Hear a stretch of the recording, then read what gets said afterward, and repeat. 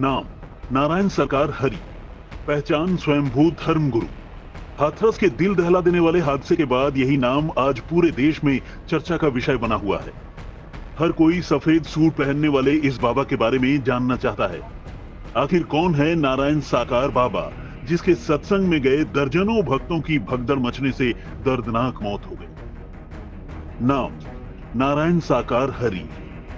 आखिर कौन है बाबा नारायण साकार हरि? प्राइवेट आर्मी वाले बाबा का पूरा सच क्या? सत्संगी बाबा नारायण का अनदेखा संसार। बाबा नारायण का सत्संग बना मृत्यु लोक। कोई इन्हें पहुंचा हुआ संत कहता है, कोई इन्हें धर्मगुरु कहता है, कोई इन्हें कलयुग का भगवान कहता है, कोई इन्हें साक्षात भगवान का अवतार बताता है। नारायण हरि के नाम से मशहूर बाबा देश के अलग अलग हिस्सों में प्रवचन करने जाते हैं, लेकिन बाबा की ख्याति को आप इस भीड़ से समझ सकते हैं। जब बाबा किसी शहर में समागम करने जाते हैं तो लाखों की भीड़ उन्हें सुनने आती है। इन तस्वीरों को बहुत गौर से देखिए। ये बाबा कुछ अलग हैं, क्योंकि इनका हुलिया दूसरे बाबाओं से एकदम अलग है। बाबा पर सफेद रंग का सूट, न दूसरे साधु संतों की तरह गले में कंठी माला, न लंबे लंबे बाल और न ही चेहरे पर दाढ़ी। बड़ी बात यह है कि बाबा पूरी ठसक के साथ चलते हैं। ये तस्वीरें उनके काफिले की हैं। काफिले में कई गाड़ियां और उनकी सुरक्षा के लिए खुद बाबा की सिक्योरिटी।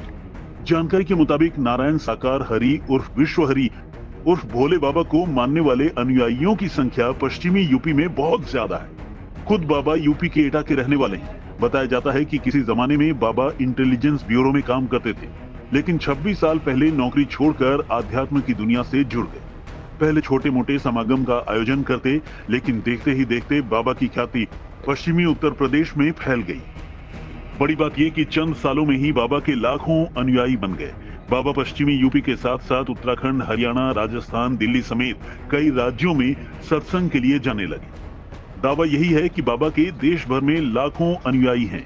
यही वजह है कि बाबा को सुनने के लिए हजारों की भीड़ पहुंची थी, लेकिन नारायण साकार के सत्संग में पहुंचे दर्जनों भक्तों की मौत हो गई।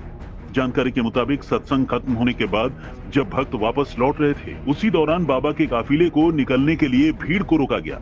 इसी दौरान भगदड़ मच गई और दर्जनों भक्तों की मृत्यु हो गई।